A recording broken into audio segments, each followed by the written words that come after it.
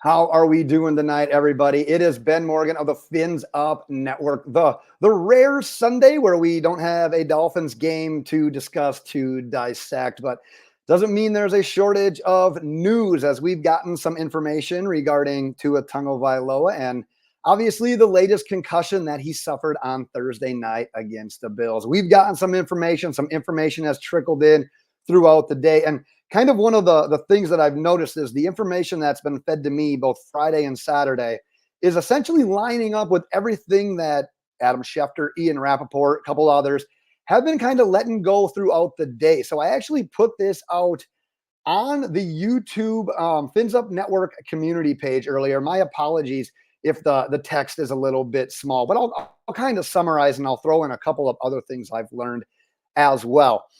But basically what we're saying so far and what we're seeing from everything is the first test that Tua underwent from all this actually came back more positive than they even anticipated. They thought it was a fairly bad concussion. Concussions can have different degrees. The initial tests don't seem to be all that bad. So a lot of the reports are coming back right now saying Tua might be back actually sooner rather than later. Now, I don't think we're not looking at anything here in week 3 with Seattle. I'm not putting a timeline on it. The team's not putting a timeline on it.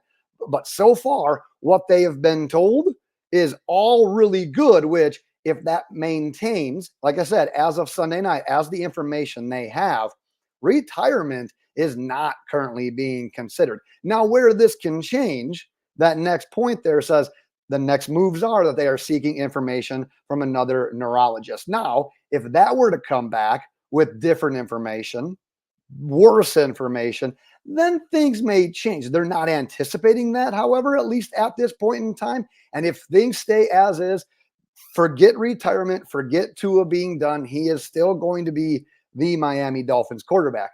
But where this gets really interesting is kind of that next point, because right now, the team, more so than anything, this is me kind of paraphrasing, they almost feel a little bit handcuffed because they don't want to do anything too drastic.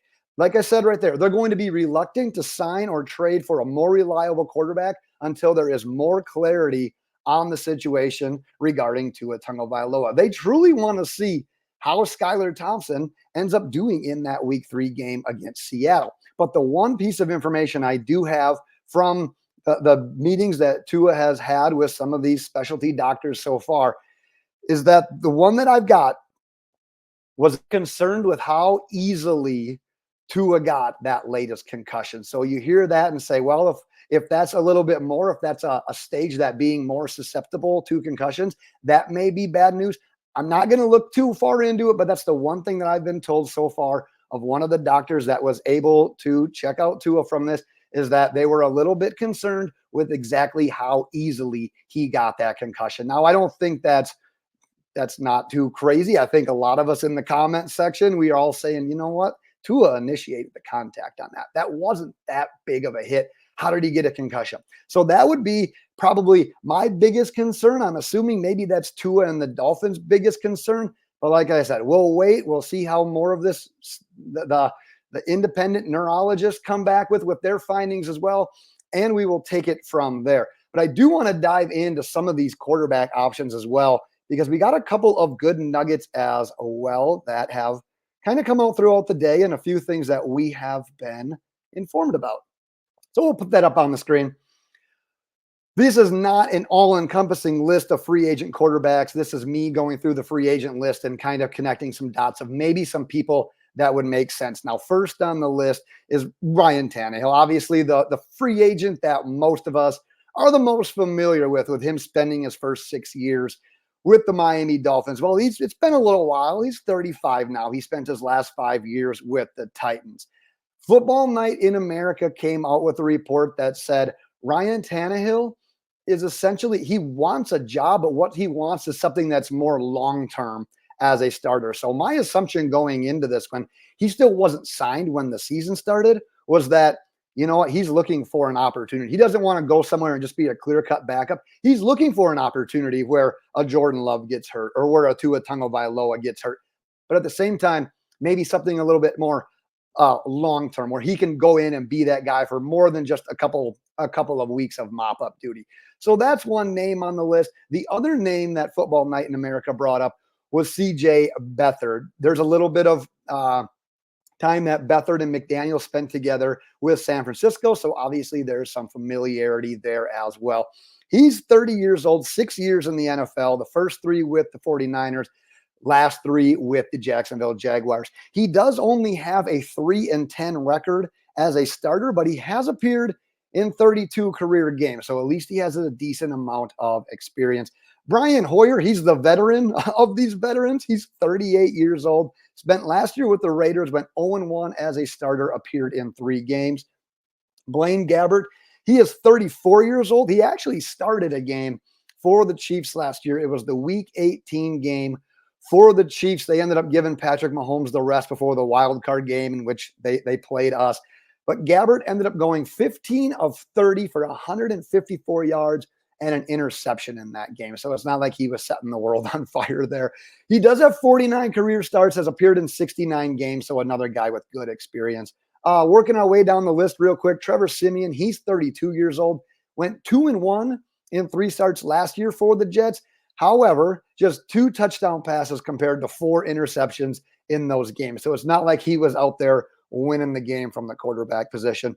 And then finally, PJ Walker, the youngest of these options listed at 29 years old, spent last year with the Cleveland Browns, which went 1-1 in 2 starts, did appear in 6 total games last year.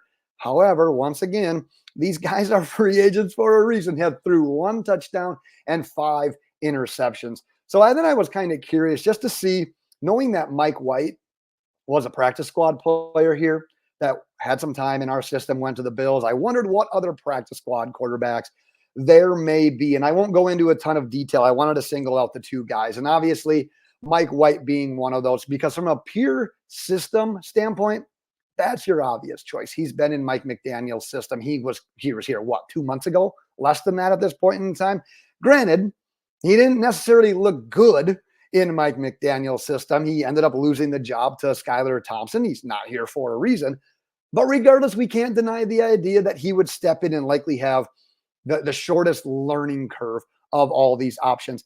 One more I wanted to hit on, though, and the option that if they go the practice squad route, because remember, if you poach a person's practice squad player, they have to be on your active 53 roster. I'm semi-intrigued by Tyler Huntley. I was a little bit intrigued with him back when preseason was happening and Skylar and Mike White weren't really doing all that well. He is just 3-6 as a starter, 8 touchdown passes compared to 7 interceptions. But what he does is he gives you a little bit added as a runner in case things break down in front of him.